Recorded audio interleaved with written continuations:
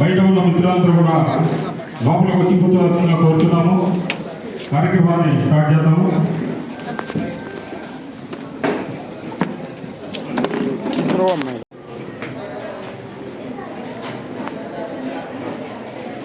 మన బీసీ సంక్షేమ శాఖ అధ్యక్షులు గౌరవనీయులు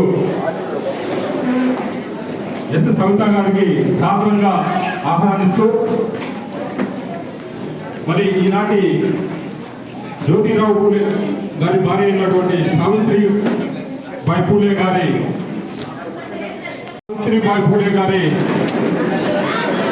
జయంతి సందర్భంగా చిత్రపటానికి పూలమాలలు వేస్తున్నారు. గౌరవ మంత్రివర్యులు అలాగే మన శాసనసభ్యురాలు గారు ప్రతి ఒక్కరు చప్పట్లు కొట్టి తమ హర్షాన్ని తెలియజేసినందుకు కోరుతున్నాము.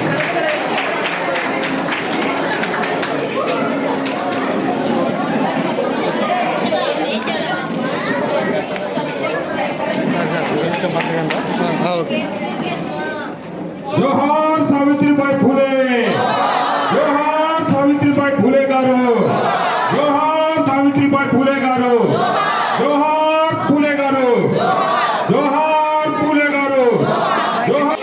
జై గురు ప్రభుత్వం.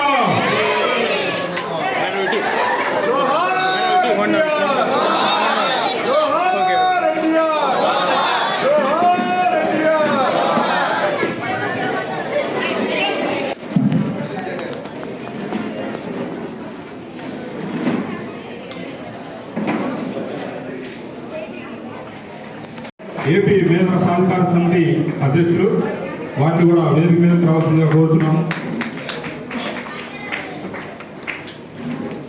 కావేటి వేణుగోపాల్ గారు, ఏపీ టీడీపీ రాష్ట్ర కృష్ణపంజ సాధికారిక కన్వీనర్ గారు, వారిని కూడా వేదిక మీదకి రావాల్సిందిగా కోరుతున్నాము.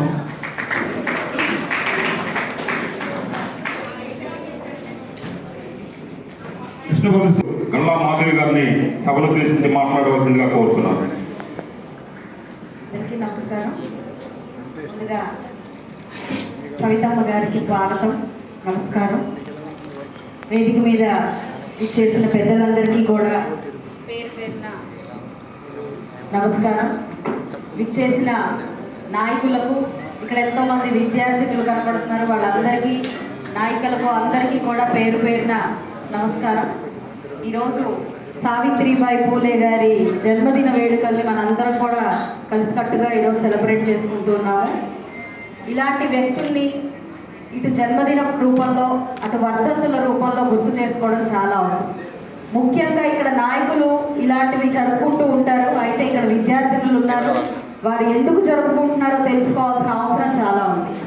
ఈరోజు మీరు కాలేజీకి వెళ్తున్నారు, ఫ్రీడమ్ కోరుకుంటున్నారు, ఉన్నత శిఖరాన్ని అధిరోహించాలి అని చెప్పి ఎంతో ఆకాంక్షతో ఈ చదువు కోసం బయటకు వచ్చారు. అయితే వాటన్నిటికీ ప్రతి అడుగు మనం గడప దాటి వేసే ప్రతి అడుగుకి కృతజ్ఞతగా ఇలాంటి వారిని మనం గుర్తు చేసుకోవాలి. దీని వల్లనే మనము మన గడప దాటి బయటకు వచ్చి ఈరోజు ఒక విద్యావేత్తలుగా, రాజకీయవేత్తలుగా, ఆఖరికి మనం అంతరిక్షంలో కూడా వెళ్ళే పరిస్థితి కనపడుతుంది. అది కేవలం ఇలాంటి మహోన్నత వ్యక్తుల ద్వారానే సాధ్యం. వారిని గుర్తు చేసుకోవడం, పూజించుకోవడం ఎంతో అవసరం. తల్లిదండ్రుల తర్వాత దైవ స్వరూపులుగా కనిపిస్తున్న ఈ వ్యక్తులందరినీ కూడా మనం నిరంతరం మననం చేసుకుని, వారి త్యాగాల్ని గుర్తు చేసుకొని, వారు చేసిన పోరాటాలని గుర్తు చేసుకొని, మనం గడప దాటి బయటికి అడుగు ఎందుకు పెడుతున్నాం అనే దాన్ని మనసులో పెట్టుకుని, ఎక్కడా కూడా డీవియేషన్స్ లేకుండా ఏ అంశాన్నైతే ఎంచుకుని మనం ముందుకు వెళ్తున్నామో దాన్ని నిరంతరం ముందుకు తీసుకెళ్తూ ఈ సమాజంలో మంచి గుర్తింపుతో, మంచి ఔన్నత్యంతో, మంచి వ్యక్తిత్వంతో బయటకు వచ్చి ఎందరికో మనం ఉపయోగపడాలి, సమాజంలో ఆణిముత్యాల్లాగా తయారవ్వాలి.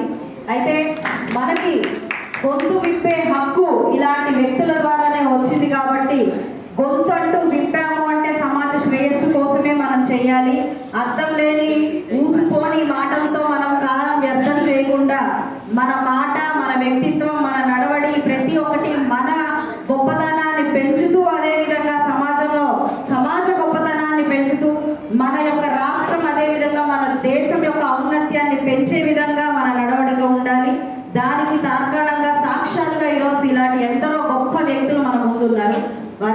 తల్లుల్ని మరొక్కసారి స్మరణ చేసుకుంటూ మననం చేసుకుంటూ నిత్యం ఆడపిల్లగా పుట్టినందుకు ఈరోజు చదువు కోసం మనం బయటకు వచ్చాము. చదువు వల్ల ఇంత గొప్ప స్థితిగతులకు మనం అర్హులం అయ్యాము అంటే కేవలం సావిత్రిబాయి పూలే లాంటి ఎందరో మహోన్నత వ్యక్తుల యొక్క కృషి.